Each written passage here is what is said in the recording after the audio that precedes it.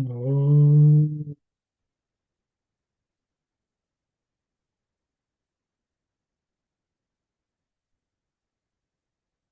sorry, everyone. Just to recollect where we are,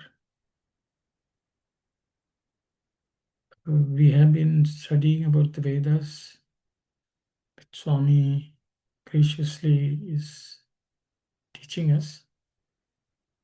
This is almost the end of 11th chapter of Sathya Sai Vahini, where Swami has been elaborating on the values in the Vedas, values of the Vedas. I think last week we discussed what Swami talking about the importance of dharma and so on, which are embedded in the Vedas. And we discussed quite a bit about the need to study the Vedas. So I will stop here. Maybe we will read the same slide once and then proceed. Sister Vani, are you able to read? Yes, Sister Saira. Dharmo rakshati rakshitaha. Dharma protects those who protect it, says the Shruti. If people come forward to foster the sources of Dharma, that good act by itself will help foster those who do it. The study of the Vedas has become today the task of the economically weak. People have reconciled themselves to this situation. They associate the study with such a sad and pitiable picture. Vedic studies have come down to this deplorable pass. The very pundits who have attained scholarship in the Vedas are using it as a commercial item that can be sold. They do not demonstrate the value of Vedic study in the peace and harmony of their lives and thus win reverence for the Vedas by personal example. The Vedas are being misused by them for earning a pittance rather than liberation and peace. This is the reason why Dharma is receiving a setback and anxiety and fear are spreading among men. The world can win back peace and harmony only when such persons are persuaded to practice the ideals laid down in the Vedas and thereby serve as beacon lights to guide mankind aright. Else, downfall is inevitable. Thank you, sister. Sarim, everyone. Anyone would like to discuss any of the points which we read here? I think that sentence where Swami is talking about they're behaving contrary to conduct-based propagation of the Vedas. Is Swami saying that the Vedas should be propagated only through conduct? I think the Telugu is Vedarthamu Nerigina. Yeah, so and you can read if wish a bit. Let me. వేదార్థమును ఎరిగిన వేదార్థమును ఎరిగిన పండితోత్తములే ఆచరణ రూపమైన ప్రచారమునకు విరుద్ధముగా ప్రవర్తించుచున్నారు. Yeah, so those who great scholars who know the meaning of the Vedas, they are behaving against conduct, which itself is a propagation of the Vedas. So I think Swami is talking about conduct-based propagation of the Vedas. And when the Pandits conduct themselves in an opposed manner, that causes downfall.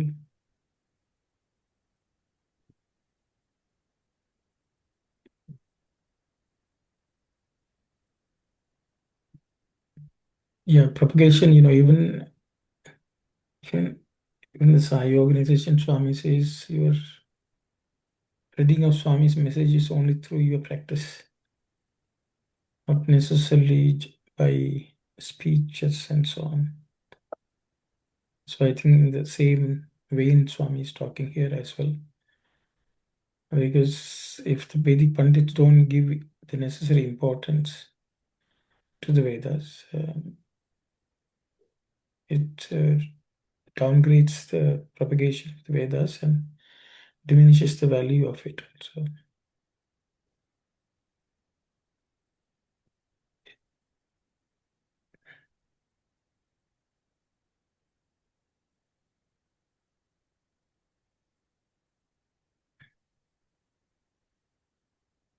Acharana Rupamaina Pracharamanakku, which is propagation, which is based on practice, or in the form of practice.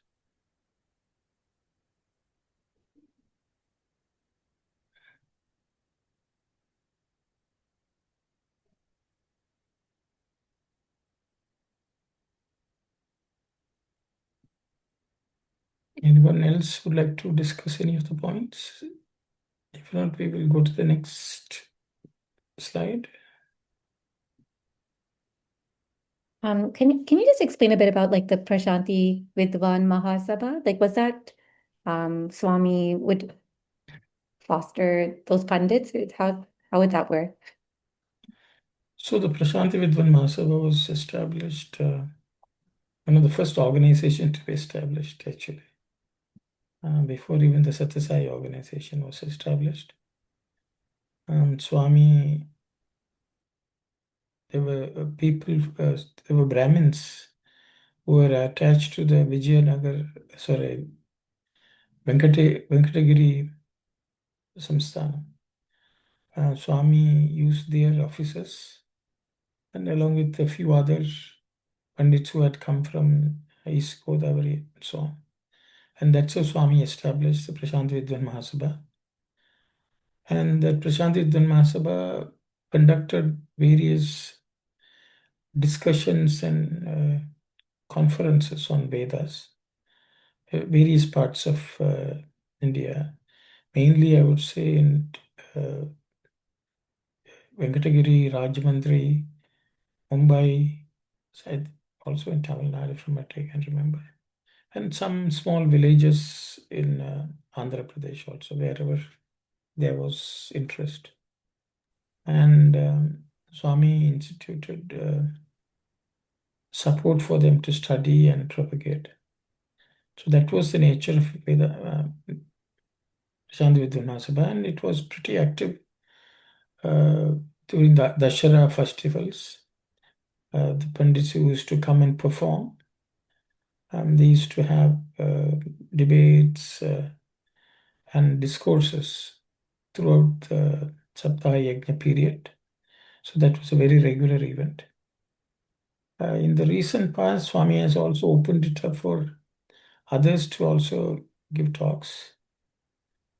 I don't know whether Brother Sai Satish, who was one of the regular speakers at Prashant Vidwan Mahasabha talks. Sai Satish, you would like to add any?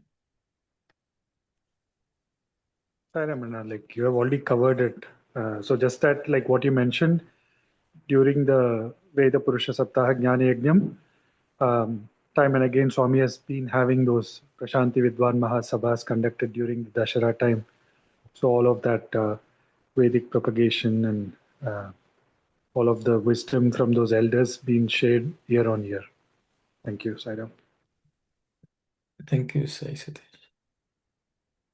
Sairam, Yes, Auntie, please go ahead. earlier days when it was first established, Rama Sharma from Venkatagiri, he was one of the greatest Pandits, and he could recite, he could chant all the Vedas. He knew a lot about that. Sairam. Thank you, Auntie. Thank you.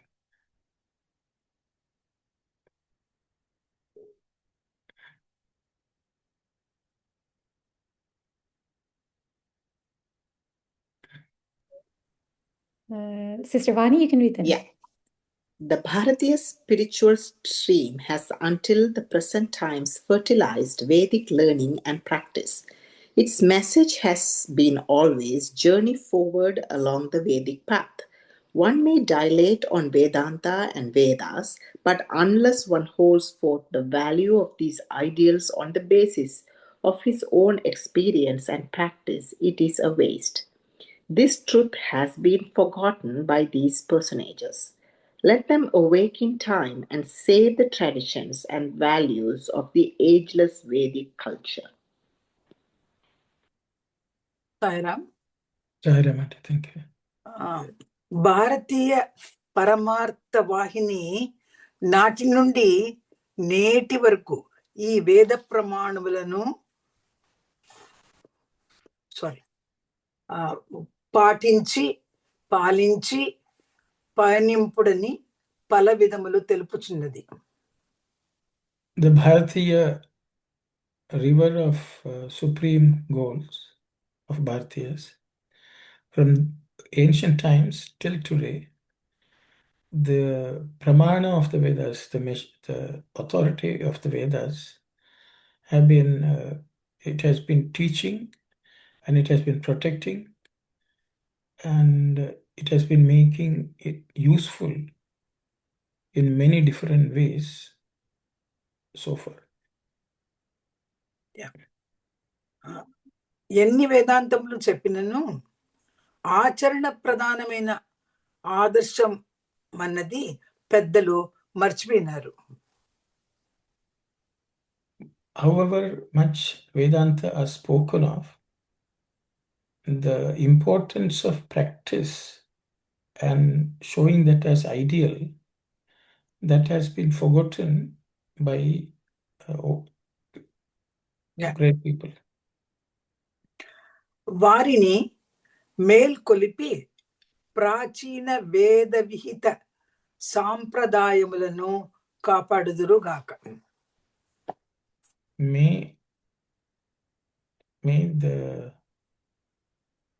May they protect that they be woken up. They let them be awake and this bring back the ancient sampradaya or the practices which are mentioned in the Vedas, which are prescribed in the Vedas. Swami is blessing and wishing. May let them protect. Did I cover, Auntie? Pardon me? Did I cover the sentence? Yeah, I think so. ఆచరణ ప్రధానమైన ఆదర్శం అన్నది పెద్దలు మర్చిపోయినారు. వారిని మేల్కొలిపి ప్రాచీన వేద విహిత సాంప్రదాయములను కాపాడుదురుగాక. That ages old ancient sampradaya traditions should be maintained, should be protected and should be changed. Swami is trying to wake them up so that they can protect this ancient practice. So this is an appeal to all the pandits who have ignored the Vedas. So to come forward and then take up the responsibility of protecting those Vedas and let them be our pramana. Let those things to be our authority. Okay. Anyone who would like to discuss any of the points?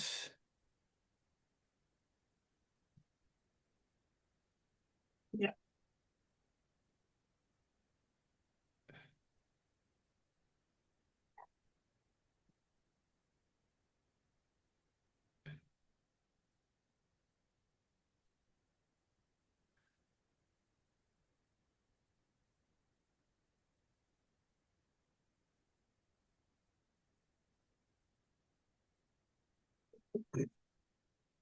Yes, Sanjay, please go ahead. Sairam, I have two questions. From the previous section,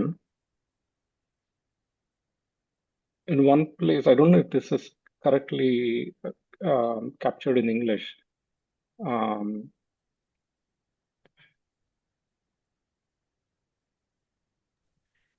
if sorry, fostering the Vedas meant fostering the Vedic scholars and practitioners. Is that is that there in the? Telugu. It probably is there, I think, in the Telugu section, in the Telugu. వేదములను రక్షించుట అనిన వేద విధులను రక్షించుటే. That's what I think you wanted it to know. Yes, auntie, yes. So it is basically, Swami is basically saying, even if you don't are unable to, for any reason, learn or go into the Vedic studies, even fostering the people who do that and sustaining it through the ages, that also is a good beginning, a good start. Is that a right way to understand that? Yes, Sanjay. I thought we briefly discussed it last week also. Yes, one of the ways to protect Vedas is to support and protect those who are learning and practicing it. Okay. One other question is towards the end of the previous section. The world can win back peace and harmony only when such people are persuaded to practice the ideals laid down in the Vedas and thereby serve as beacon lights. What does that mean, to persuade? Who can persuade? In what capacity? What capacity does one have to be to persuade somebody else who's already learned that? And how does one go about doing that?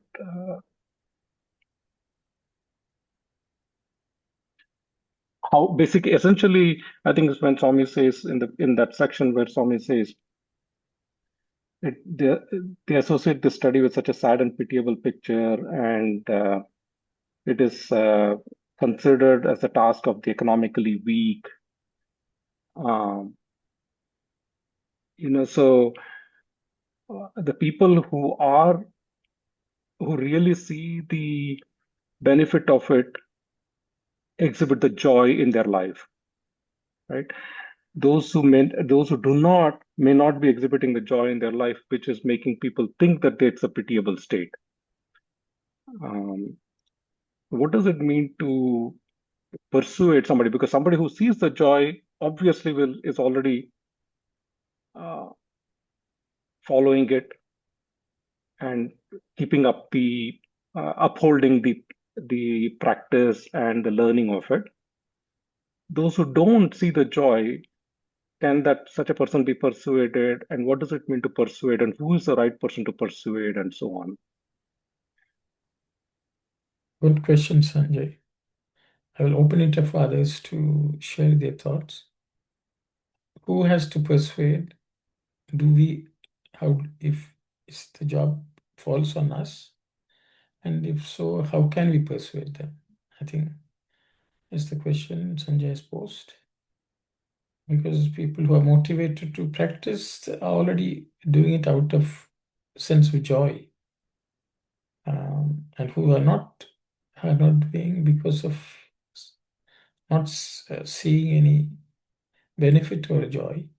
So how are we to persuade?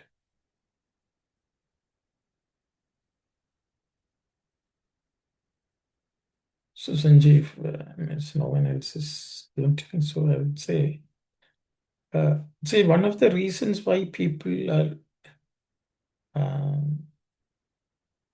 giving up because of the image which is associated with those who are learning the Vedas. So I think by changing our attitude and showing respect to them, and also providing some financial support if and when opportunities arise, that is also a way to persuade, because then people realize, oh, people are appreciating what I'm doing. But others are doing, things like that also can persuade people to take up the study and also share that knowledge. So I think there are different people who can persuade in different ways. I think as individuals who are not of great, we may not command respect from others to persuade them. These are ways I think which we could use to persuade. That's what I can think of. I will open it for others to share any other thoughts they have.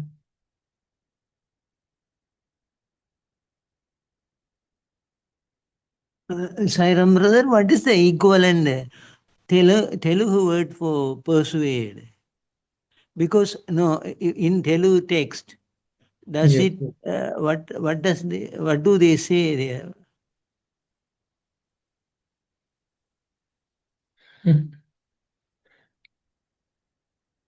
So,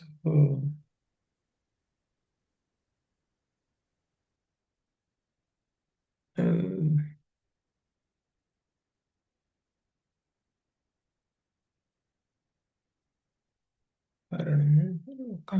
ఇట్టి వారలకు గట్టిగా నచ్చచెప్పి. Yeah, I saw that. Oh, okay.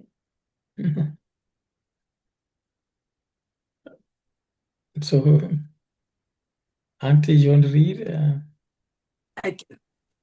Yeah, so, ఇట్టి వారులకు గట్టిగా నచ్చ చెప్పి, mean they have to agree, they have to accept. తిరిగి సక్రమమైన మార్గమున ఈ వేద ప్రమాణములను అనుసరించిననే లోక కళ్యాణము, లేకున్నా పతనము. సో గట్టిగా నచ్చ చెప్పి, నాకు నచ్చింది అంటే నాకు ఇష్టం. అండర్స్టూడ్. ఇలా ఇష్టం కూడా ఇష్టం ఆల్సో. నచ్చింది. Convincing them, no? Sairam, I think Sitaram, if he is there, నచ్చ చెప్పి. So the thing is, Brother Sivadas, Swami says Gattiga means in a firm manner. We should be able to convince them. Convince, that should be. Firm manner, convincing them and bringing them back to again a proper path. I think that's what Swami says. Okay, so what you said is perfectly fitting now. So not only financial support, but respecting them and give importance to them, and in that way they will continue, and they will continue the generation also to follow up, and so social respect should increase. No, so as sister the other day, when he was said something, they look down upon. No, so these sort of things, as you said, essentially what you said is that way we can persuade them to continue the culture. Yeah. Thank you, sir. Thank you, brother. Sai Satish. Sorry, Ramana. So I don't know if last week this was mentioned, but I just wanted to share this incident where Swami was praising the Vedic scholars. And then even as he was praising them, then he went on to say in terms of their children, what has been their practice of propagating Vedas. And at times we see that it doesn't continue in the families and so on. So it essentially, when a Vedic doyen is themselves are seen as somebody who is not able to continue it in their lineage, then automatically the reverence and respect that is kept for it by others also diminishes. So all the points that were discussed so far, absolutely it makes sense. And from our sense, even as we support it externally as whatever we can do, internally, to the extent possible, we are able to ourselves be participating in learning to the extent again possible of the Vedic hymns and chant it as much as possible on a daily or a weekly basis, that itself in a collective activity keeps that enthusiasm, inspiration for others also to come and learn going. So even as we work towards uh, propagating it by through financial support or things of that kind, I think many times it comes to like walk the talk and at the centers and so on. If we ourselves, as we are doing some of this Veda Poshana activities, that itself gives a start for many others to draw inspiration from. So just wanted to add that, Sarah. Thank you very much, Sathya.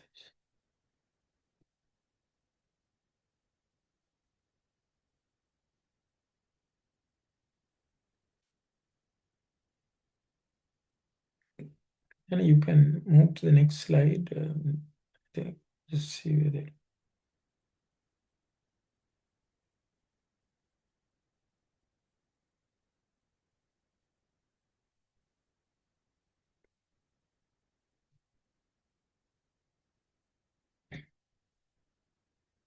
Swami is also emphasizing our own practice also here in this paragraph.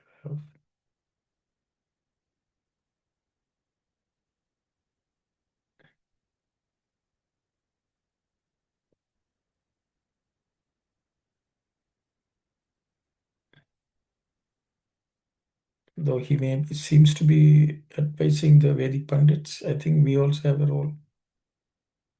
That's the way I see it.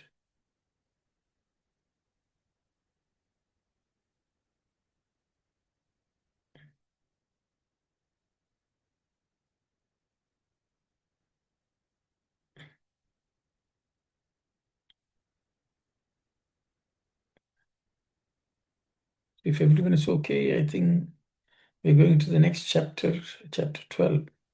Values. Values in later texts. Soon after the propagation of Vedanta through the Upanishads and other texts, the rishis steeped in tapas, austerities, and the spiritual experience they gained therefrom composed the smritis, expatiating upon the codes of conduct for the people during the various stages of life, as well as when they occupied various levels of status in society. The Smritis, however, did not acquire the authority that the Vedantic texts had, for they dealt with rights and responsibilities, duties and obligations. Okay Sairam Paramount. వేదాంతము తరువాతి గ్రంథములోని విలువలు values in the later text. వేదాంతము తరువాత స్మృతులు బయలుదేరిను. After the Vedantas, Smritis came to being. అవి పవిత్ర తపశక్తి సంపన్నులైన అనుభవజ్ఞులైన ఋషులు విరచితములే. These are composed by rishis who were great in tapas and possessing a lot of wealth from tapas and also experiential knowledge. Yeah. With, అయితే yes, no, that's all. అయితే వేదాంతమునకు ఉండినంతటి ప్రామాణికత స్మృతులకు లేదని చెప్పవలను. But it has to be said that these texts do not possess the authority which existed and which exists for the Vedanta texts. తక్కిన మతముల వారికి వారి శాస్త్రములకును ఎట్టి సంబంధం ఉన్నదో అటులనే స్మృతులకును భారతీయులకును అట్టి సంబంధము కలదు. Just as there's a relationship between the scriptural texts of other religions and the followers of those religions, Smritis and the Bharatiyas have similar relationship. I think that's all Swami has written. Yes, sir. This code of conduct responsibility, it's not written here, I think. Yes, auntie. Rights and responsibilities, No, it's not there. it's not there. Okay.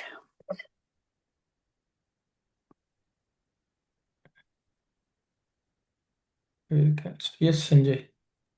Sairam, Auntie, would you mind reading the last two sentences again, please, in Telugu? And I don't know if you could translate, please. Thank Yeah. you. వేదాంతమునకు ఉండినంతటి ప్రామాణికత స్మృతులకు లేదని చెప్పవచ్చును. తక్కిన మతముల వారి శాస్త్రములకును ఎట్టి సంబంధం ఉన్నదో అటులనే స్మృతులకును భారతీయులకును అట్టి సంబంధము కలదు. I think I further read this sentence. It's not here. Yeah. The Smritis, however, acquire the authority of the Vedantic. That's it. Some of the reason is being given. Yeah. So the translation which says the Smritis, however, did not acquire the authority that the Vedic text had is not correct there? It is there. It is there. వేదాంతమునకు ఉండినంతటి ప్రామాణికత స్మృతులకు లేదని చెప్పవచ్చును. Okay. Now the previous sentence where it says the rishis steeped in tapas and the spiritual experience they gained therefrom composed the smritis expatiating upon the codes of conduct for the people. That has not been mentioned. It's not there. Okay. Not there. So during the various stages of life, as well when they occupied various status in society, that none of that is there. Okay. No.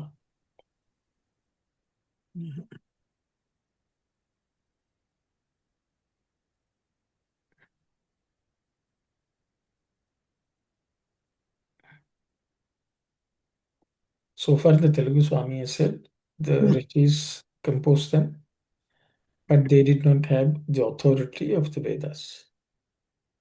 Yeah. So.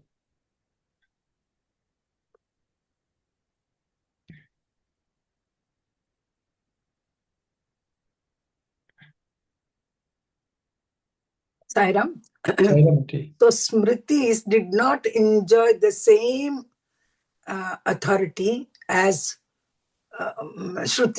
Smritis. Sorry, Shruti. That is Vedanta. Or you can call it.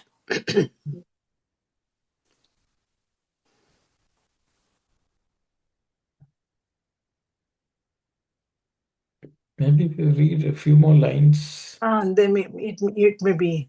It may be a bit. Such smritis can be found in sacred scriptures being adored by followers of other religions. They consider such social codes and individual guidelines given by their prophets and seers as valuable and binding. We too revere them and should continue to revere them as regulations set up for the good of society and the progress of man. For we must admit that they were framed by Mahapurushas, outstanding sages and well-wishers of the people. Yes.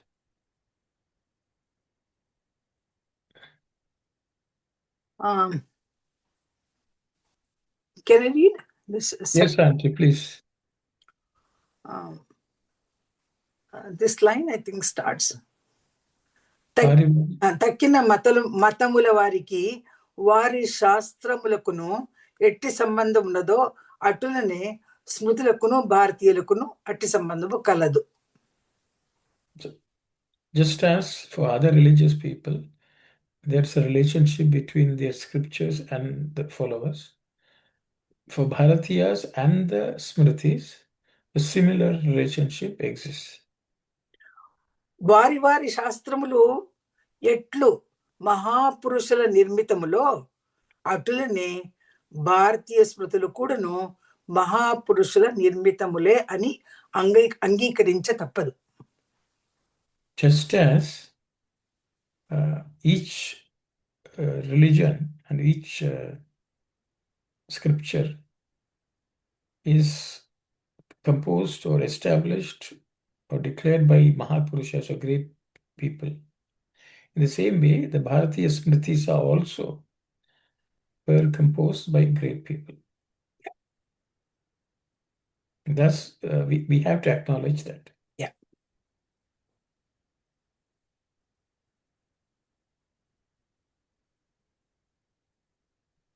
So, yeah, I think that's all.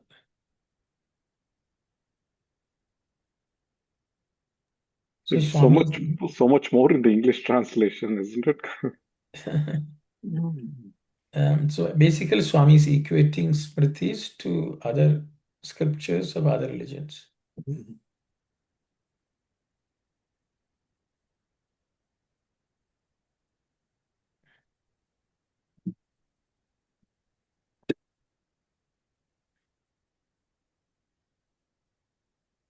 Anyone has anything you would like to discuss?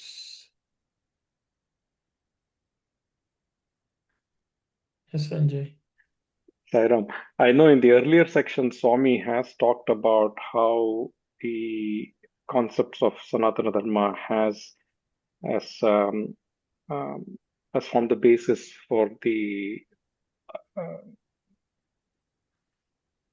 books of the other matas. But here, Swami has not explicitly stated that as the translation has come out, isn't it?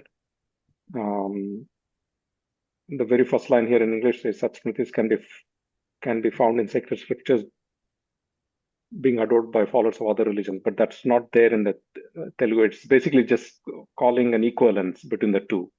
Yes.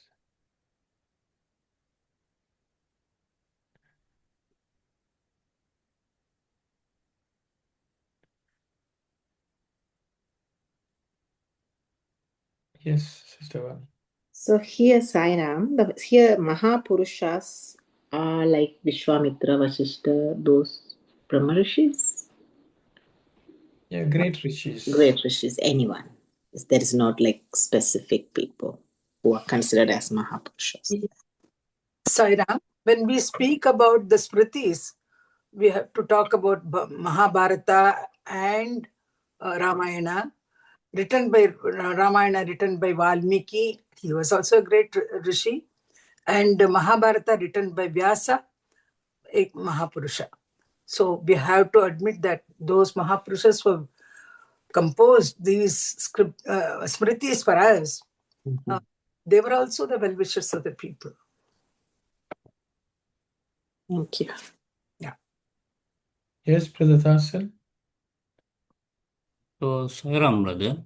So the main difference is Kriti's mean they are talking about the society, how to behave in the society, what is the rules and everything.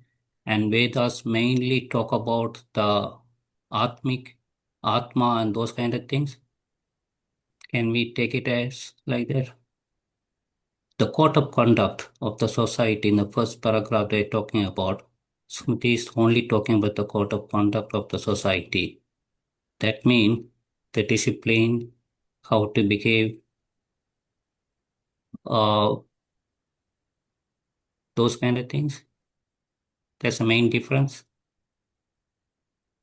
Generally, they are like that, brother, but Smritis also contain other aspects of how a household functions, how worship has to be conducted. Also, some of those aspects are also covered in some Smritis.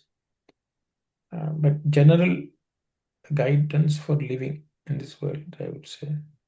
Yeah, that's correct. Because if we take the other religion, they are not talking about Atma, those kind of things. That is not in the other religion. Yeah, whatever is in the Vedas compared to the Vedas, they are talking about the basic one only. Yes, you are right, sir. Thank you, brother. So there are some statements to that effect, some philosophical statements. But predominantly they are rule-based, do and don't. Bhagavad Gita is considered Smriti also? Yes, because it's contained in the Bharata. Swami is mentioning, I think, about Bhagavad Gita later on in this chapter. So I guess the point Swami's making here is that the Smritis have like a human author, unlike the Vedas. But what is Swami really meaning by there's a relationship between the scriptures and the people, like the followers of the religion and the scriptures? That there's a relationship between them? How they relate to each other, I think, how people relate. So Smritis are considered, compulsory do's and don'ts and things like that, which is the way most other religions relate to scriptures, how we have to conduct. Because I think one of the reasons Swami will later on is they are time-bound societies, different phases of development of society. All that also come into play. Sairam. Ramanti. Actually, the essence of the Vedas were written in Smritis in a simple language so that the common man could understand. Upanishads gave a lofty and very high ideals which were not generally understood by common man. So Smritis were able to bring out the essence, whatever is said in the Vedas, in a simpler language and in the form of a story, so that people, there is no deep meaning when we are reading Mahabharata or the Ramayana or any other Smriti book. Then, people can follow ideals given, the same ideals given in the Vedas in a simpler manner. Saira. Thank you very much, Auntie. Sairam, brother, I have a question now. We know that Suradis, the Smritis include all Dharma Shastras and and including the Mahabharata, Ramayana, because Baba said it. Okay, and especially there are a lot of Dharma Shastras. So where we find that code of conduct for people and or ashrama, varna, dharma, everything is there. So I have a question now. The 6 Vedangas, are they not categorized under Suradis? That's my question, yeah. They are not necessarily categorized as Shrutis, but they are... No, so Smritis. And I'm asking the... Smritis are not categorized as Vedangas. No, I am Vedangas are coming under where? Under Vedas or Smritis?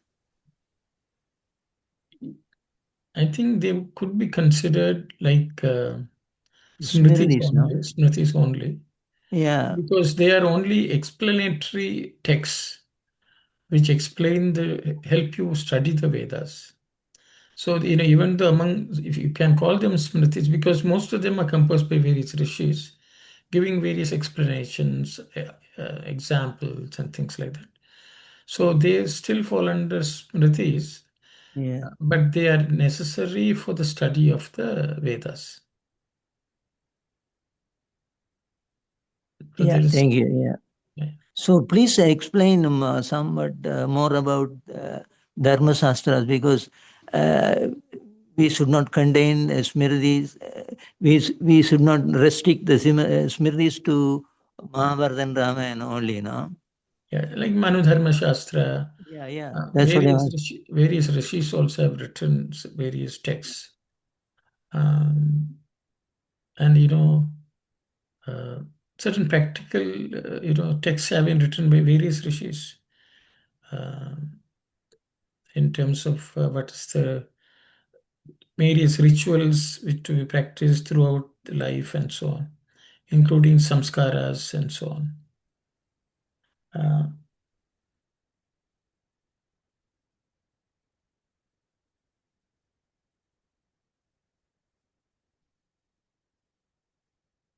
Anyone else would like to comment on this, please?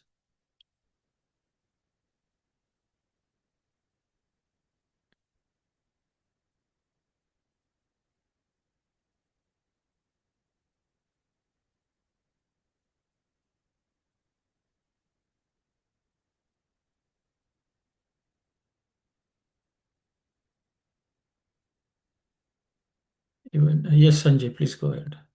No, I have a question. I know in the Vedas also there are certain do's and don'ts that are prescribed for. Maybe this question was just asked. Just want to ask it again. Maybe what is it that distinguishes between those do's and don'ts that are prescribed in the Shrutis versus the do's and don'ts that are prescribed in the Smritis in general? Can you again, please? Sure. No, so in the Vedas also, how to propitiate the divine through certain rituals and so on.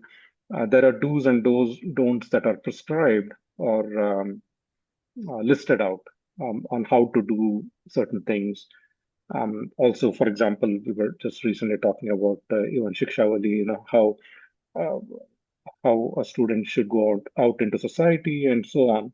There are certain do's and don'ts. So, what is the difference between those do's and don'ts that are prescribed in the Shrutis versus the rules for living in society that are kind of documented here in the Smritis by the rishis, as Auntie pointed out, by the great sages? Good question, Sanjay. Based on my understanding, Shrutis talk about do's and don'ts which are universal in nature, which is not restricted to a particular class.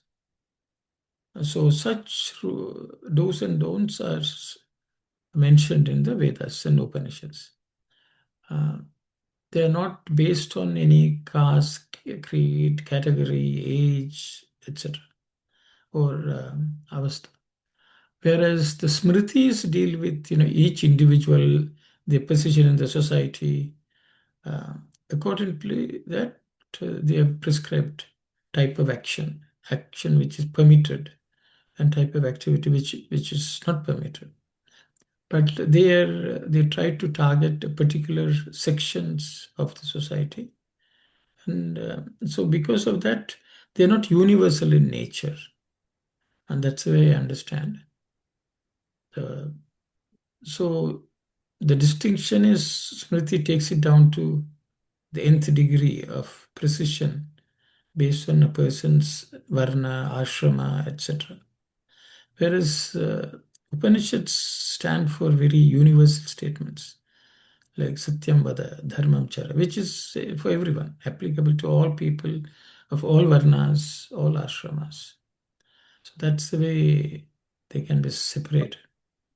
And for the sake of, I think Brother Sivadas also asked about Smriti texts. So most of the sutras like Apastamba Sutra, then there are other Smritis like Manusmriti, Yajnavalkya Smriti, Parashara.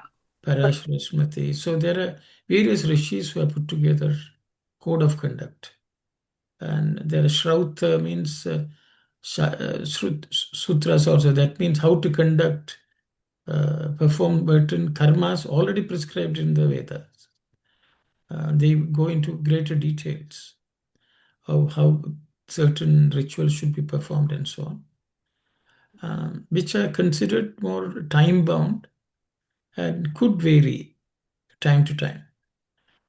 So those are all, and including the, I think, Vedangas also fall into that category. So I hope that covers. Very nice. Thank you. Thank you. Sairam, Yuga Dharmamulu. Swami mentions about Yuga Dharma, depending on the Yuga, Prita Yoga, Dwapara Yoga, or Treta Yoga. So at particular times, what was created from Smritis, they prescribed do's and don'ts for the society. According to the situation, I think in those days, the society also changed. So the Smritis came out with all do's and don'ts according to the Yuga Dharma. Sorry. Swami mentions about it.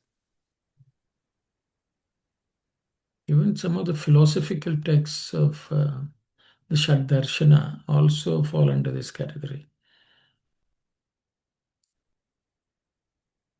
of Smritis.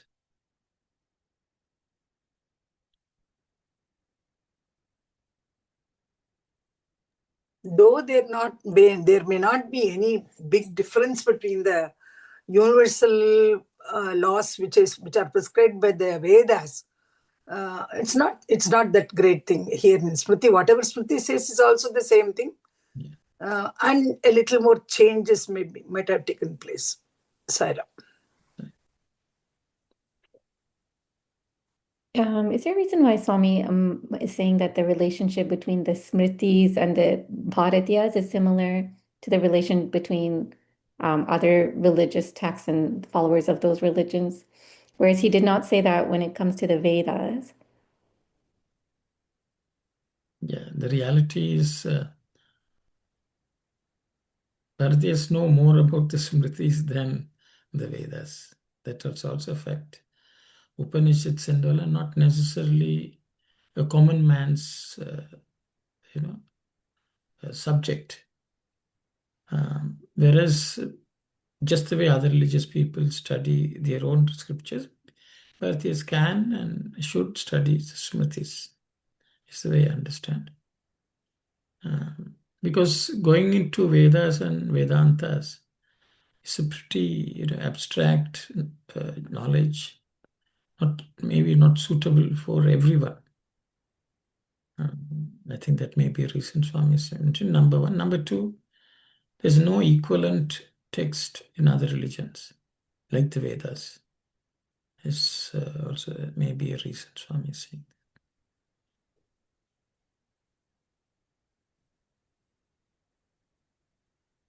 Okay.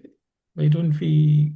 I think we only couple of sentences, and even the English ones. Yes, Sanjay, please go ahead. I do have one more question on this section. If these were the Smritis were guidelines as written by these great Mahapurushas for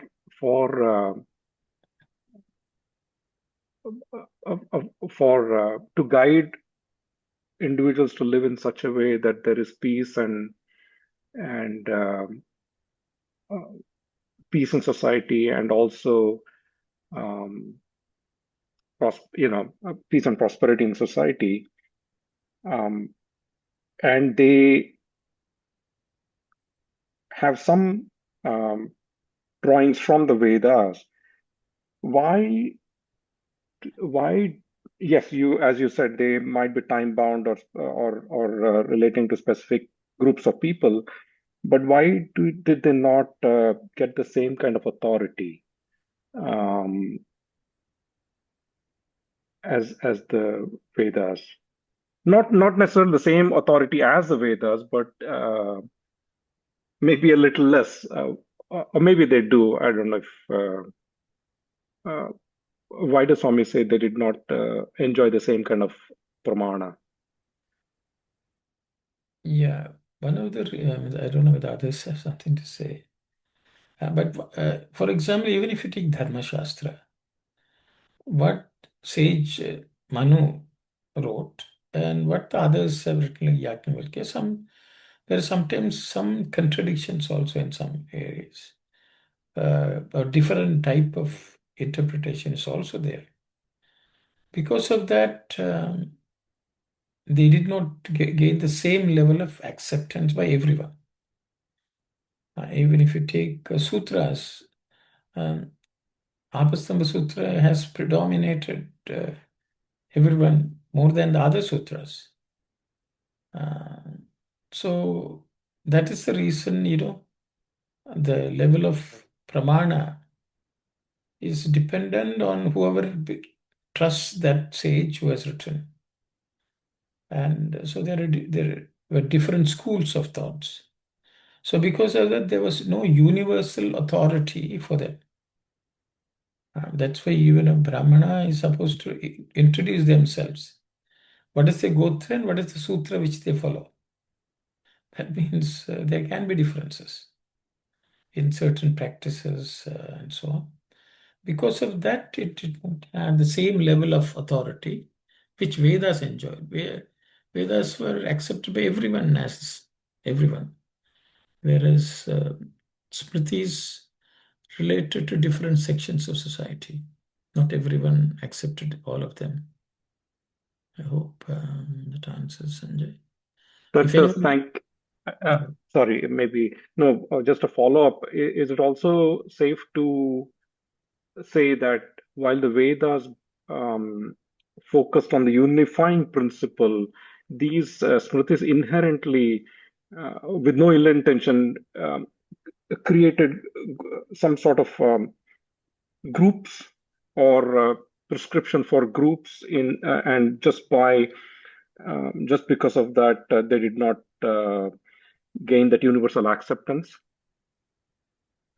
yes, I could say so, Sanjay, because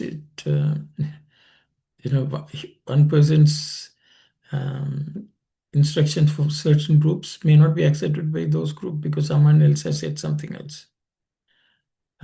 So that's the reason. Because even though many of them dealt with the same subject, there were some unique features, unique characteristics of each Rishi's interpretation in some cases.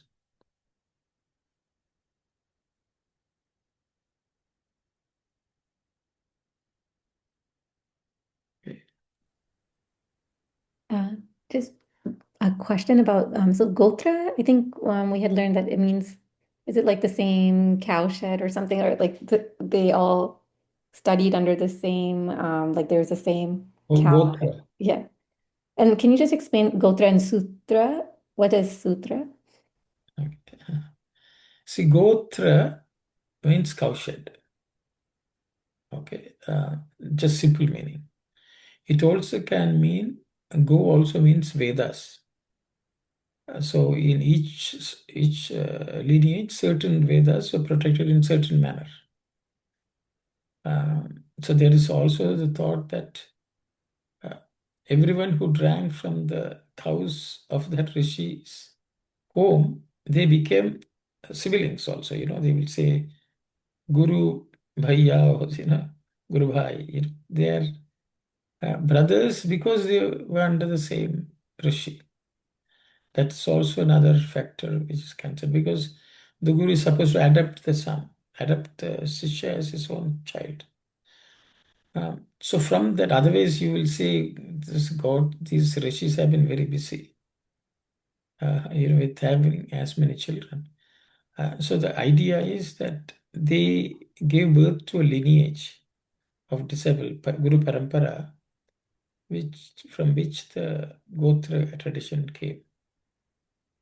Because the Gomata is considered mother. So if you have one Gomata as your mother, then you are sibling. You have drunk the same milk. That's also a belief. So that is Gotra. Gotra means where it's protected. Okay, where the Vedas are protected, Gomata is protected. All of them comes. Sutra is considered aphorisms, or that which connects everyone through the practice.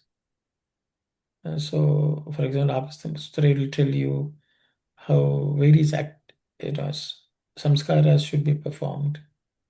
For example, wedding, how is it performed? How death your Antyeshti is performed, things like that also. Okay, that's for normal day-to-day living of each person's home. But then there are Shrauta Sutras also. That means for Shruti-based activities, what type of details are provided. So that sutra is aphorism or some connecting thread, also we can say.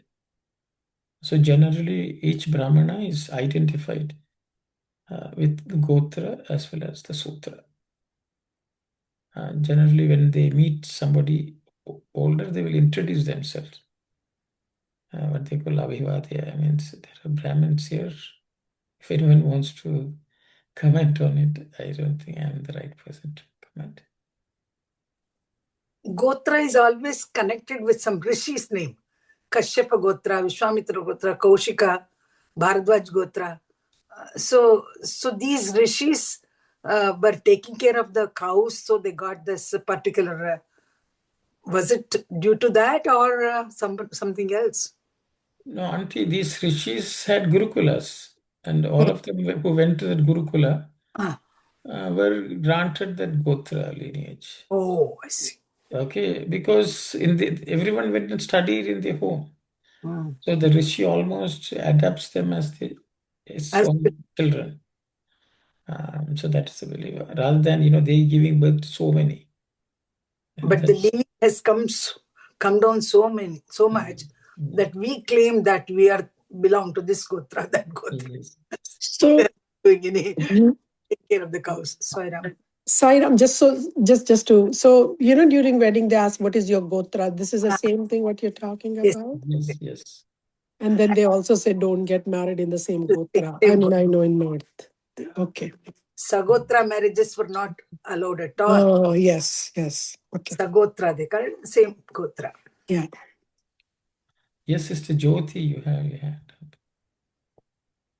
Yes, I think for every puja, what we do, or any even Satyanarayan puja, Ganpati puja, anything we do, always the pujari will first ask our gotra, and when they start the prayer, they offer all those respect and this for the gotram, this, and then they start the puja for this.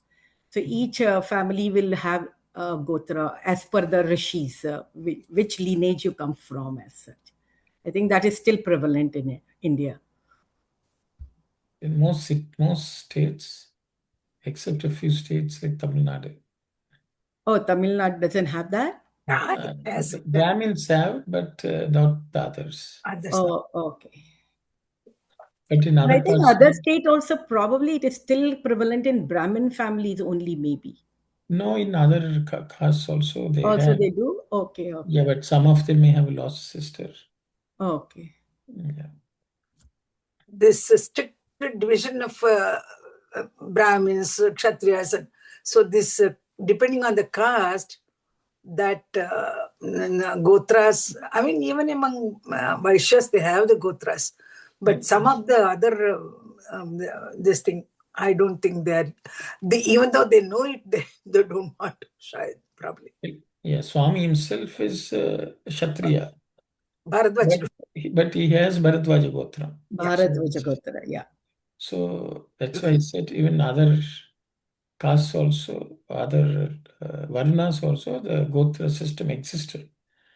But it has got into, got discontinued. Lost, probably, yeah. The tradition of making obeisance to our elders or some sages, always they mention about Gotra. Yeah. Gotrodbhavasya, then they do it. So in the Gurukulas, oh sorry, Sister Vani, go ahead. No, go ahead. You finish your thought. In the Gurukulas, would all four castes come to learn there? Yes. Okay. And so everyone would be given that same gotra. Exactly. So that's why you see, how can one child be, one varna, the other child be another varna? With the guru can also evaluate the qualities of the disciple, but they take on the same gotra. My question is that those of us who don't know the Gotras, we call Shiva Gotras, right, in Sri Lankan ways. So is Yeah. the highest guru is Shiva, Lord Shiva. Because Shiva himself doesn't have any Gotra. So all of us are lumped in their sister. Shiva said, no problem, everything can belong to my Gotra. Yes, Kalyani. Was there a reason why the Sagotra marriages were not allowed to happen? Is it because they're considered like brothers or that kind? So various analyses are given today, but generally it is the genetic compatibility may be at risk, that's the reason Sagotra was not allowed. They discourage this marriage because of the progeny, which, as you say, they are the brothers or their sisters, something like that. So it's not allowed in such families where children are not born if they are of the same gotra. That's why they discourage this.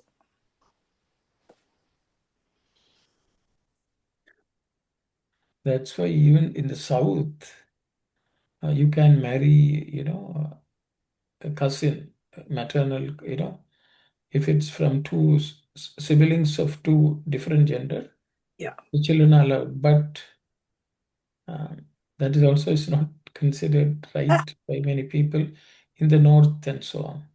Except in South India, in the north it is not accepted because it's considered incestuous or whatever. So inbreeding is a problem. Yeah. Cousins get married and mama, that is uncle, Mother's brother, gets married to his niece. Such practices never exist in North India, but in South we still go on. Some families.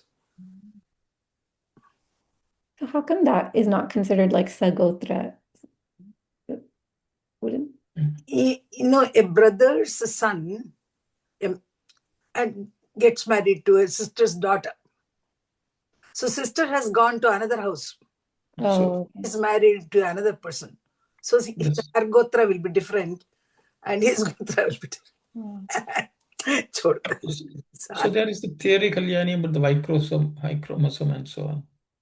So it is the male, the male parent is only considered as the giver of their gotra to this child. Okay, that's the reason. It is some places it's accepted, some people it's not.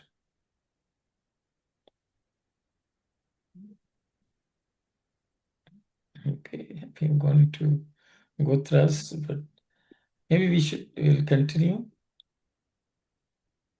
Continue.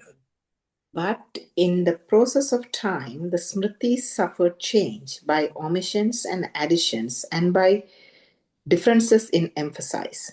The sages allotted for each era or yuga a particular Smriti as authoritative.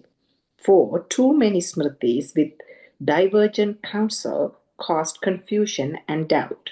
They said those in the Krita Yuga have to consider one Smriti as specially laid down for them, that those in the Treta Yuga have to follow the dictates of another, that in the Dwapara Yuga people have to observe the path prescribed in a third, and that the Kali age people have to resort to a fourth. When centuries roll over the land one after another, new problems arise. New situations and predicaments confront man. And so the laws and limits of the past have to be altered here and there. Indeed, such adjustments are a part of the design. The people have to be shown the path of spiritual progress under the altered circumstances, and so the Smriti that suits the new era is declared as binding.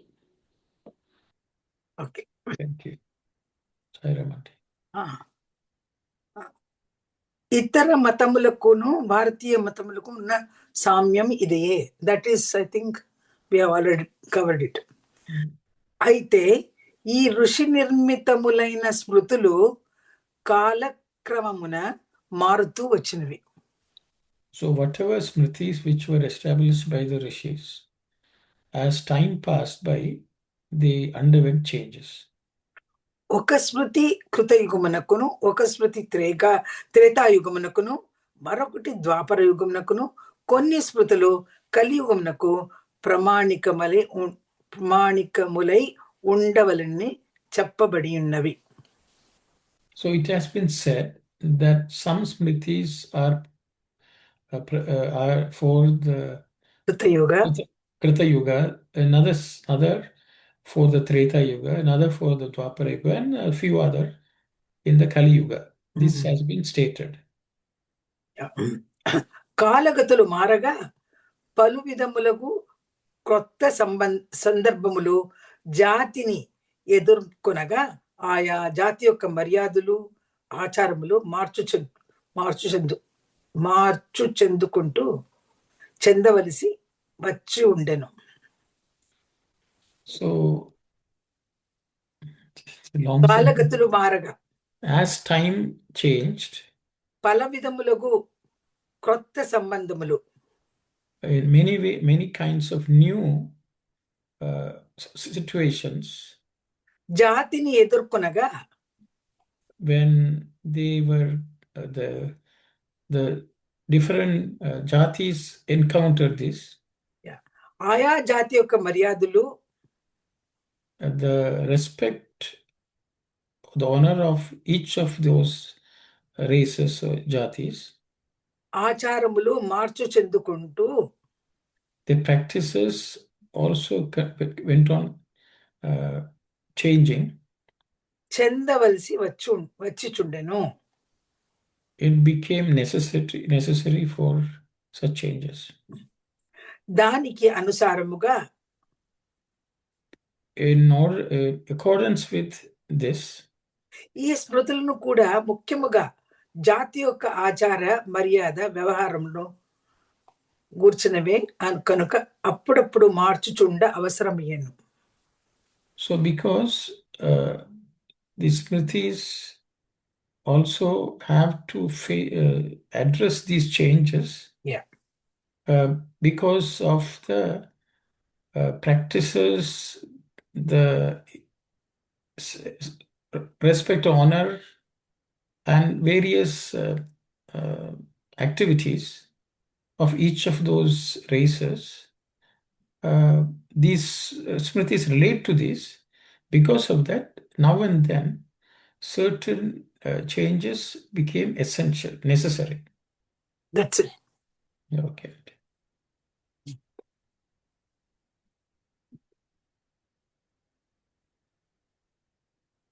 So each yuga was considered one smriti as the authority. So can we say for Krita Yuga, Manusmriti Parashuram was considered to be it's laid down specially for that yoga? I think this Manusmriti is one of the most debated smritis. But I think there were people who feel that certain sections of the Manusmriti are relevant for each of the yugas. That's one of the thoughts. And there's also this idea that people have made changes to these smritis. So that's also another piece of contention.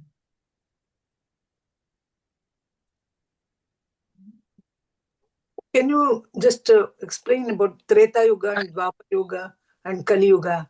They had different smritis. Is he referring to... Swami did not mention anything specifically, Auntie.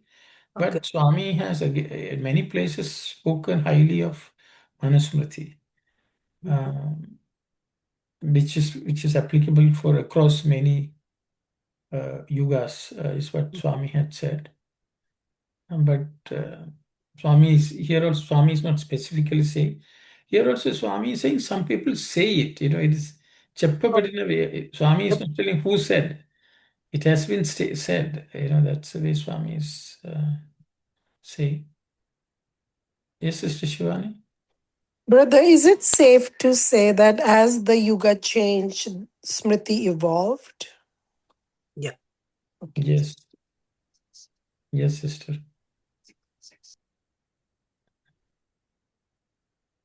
That's why, I think earlier I mentioned, because Shruti is universal truth, they don't change. Whereas Smritis can undergo change because they are based on particular circumstances. Is this sense that Swami's conveying here that the change was a good thing? Like evolution kind of means it's a good change, or is it more like a degradation?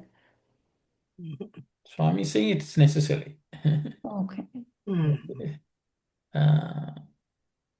There could have been some degradations also. That's why Swami has to come down and again re-establish some do's and don'ts.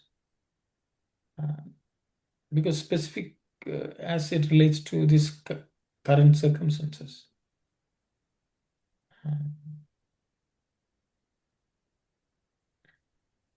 And Yes. also it is said in English, design. It's also design of the will of the word. No, that's a meaning in the English. That is also design. No, the word. Whether we have the Telugu equivalent. Yeah. No, that one we have not read, brother. Okay. Auntie, what is the next sentence is? Which one? What is పాఠకులు ముఖ్యముగా గమనించవలసిన పాఠకులు ముఖ్యముగా గమనించవలసిన జ్ఞప్తి పెట్టుకొనవలసిన విషయము ఇది. వేదాంతములందలి ఆస్తిక ధర్మ సూత్రములు సుస్థిరములు. They are permanent and they are మార్పు చేయుటకు వీలు కానని. ఏలానగా అవన్నీ మానవుని యొక్క ప్రతి ఒక్కయు నిత్య ధర్మములపై ఆధారపడి ఉన్నవి. Yeah, brother, the design is not mentioned here, but exactly Swami is telling that we should keep it in mind that these smritis undergo changes based on the time, circumstances, and the challenges which each jati faces at any particular point in time. So that Swami wants us to know. So that may have been translated as a design. There is Auntie, in English, there is a design. Okay. Indeed, such adjustments are a part of the design. But part of design. Yes, Sister Vani. So these changes in smritis, like how would these be documented subsequently? Because originally they were written by some Mahapurushas. Like who would be the authoritative figures who could make these kind of calls? Very good question, sister. And anyone who would like to answer that question? Well, Sister Jyoti also has her hand up. Sister Jyoti, you can go.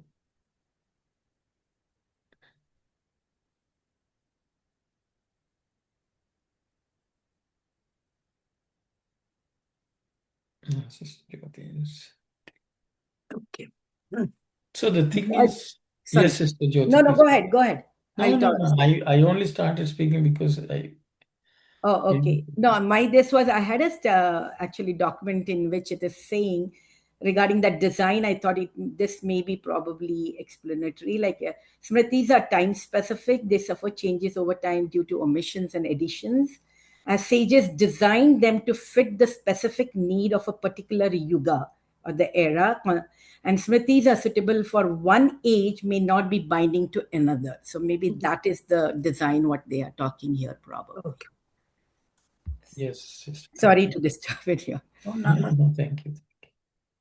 Yes, Sister Vani, I think the answer is people who are qualified to do it. Swami, in other religions also, the same things happen. Prophets come who are considered, in Sanskrit, they will say Daivamsa Sambhutas, means who have some divine characteristic which makes them leaders of large groups of people. So I think Bharat also has seen similar people. Same is like an avatar also. Swami has come down to change some of the practices or clarify some of the practices. Even if you look at Jesus, he said, I did not come to teach anything new. I came to clarify and elaborate on what was already stated. So I think anyone who is considered divine is qualified to make any changes and suggest changes, and people accept them. So I hope that answers your question. Thank you. Sai Ram, Yes, Auntie. if we take Ramayana as a Smriti of the Treta Yuga, whatever Valmiki has written originally, when it came to Dwapara, even Kali Yuga, 500 years ago, when Tulsidas or Kambaramayana, many changes they have introduced. Original Valmiki Ramayana has undergone lots of changes, maybe according to the age, Kali age demands this kind of change. So the authors came up with those changes just to suit the demands of that age. Saira. Saira, Auntie, thank you. Sairam, but in one discourse, Bhagavan said the names Kambar. He said, mention the number. Brother, you remember that discourse? Mentioned Kambar and Tulsi and other. And he said, it is Valmiki whose Ramayana is complete and he didn't underscore them. Actually, he said he spoke highly of Kambar and people, but still he said Valmiki put it correctly and something like he gave importance to Valmiki in that. I don't know which discourse it is, but he mentioned about those people. Brother, you remember anything? Yeah, Swami, Swami himself profusely quotes from the Telugu versions of some of these. Though in many cases, Swami also quotes from Valmiki's Sanskrit. Yeah, Swami has acknowledged their contribution, like Tulsidas and Kambaramayana and so on. Actually, in one place, Swami says, Tulsidas tells somebody that as many Ramayanams as possible as the number of devotees. Yeah. Because Swami tells the story of Hanuman was listening to Tulsi Ramayana. And when Tulsidas described Lanka, he said, oh, there were very white flowers and all that. So Hanuman said, no, only red flowers were there. Mhm. So they had to go to Sri Rama to, find out which is correct. So Sri Rama is supposed to have told Hanuman, when you went, you were so angry. So everything seemed red for you. But Tulsidas is so, immersed in his love for the Rama. He cannot be angry with anyone. So because of that, he is seeing white flowers. So, and so that's what somebody had also told Tulsidas, you have changed the Ramayana. How can you do that? He said, why are you sticking to one Ramayana? As many devotees in this world, that many Ramayanas exist. So Swami has mentioned that also, but Swami has acknowledged some of these contributions, brother. But Swami himself personally gives more importance to Valmiki. And here and there, Swami has changed, as we can find in the Ramakatha Rasa Vahini.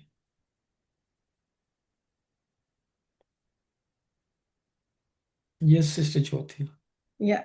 On a lighter note, Sairam brother, on a lighter note, even Swami's Vahini now, right? We are seeing what he has written as with translation in English, probably in Marathi and every language. It could be so different. And as number of years go further down, 100 years down the lane, like it is going to be the same thing what we are talking today about these scriptures, Smritis, right? And Yes, everyone's perception as number of Ramayans. Each devotee sees Swami's miracles, or even when he talks individually in the same line, different people hear it differently, interprets it differently. So as Ramayana is written, I think each person's experience, how people write, it's going to be different, right? But nothing probably can be said it's wrong. It is just the connection with how do you yes, interpret that? yes, brother, sister. In the eyes of God, everything is correct. It'll all lead everyone one day to the. Ultimately, I think different stages probably, right? Even the perception evolves as per our devotion changes or level of devotion changes. Yeah. Yes, Saira. sister. Yes, thank you. One more. I cannot. I am using the phone here, outside.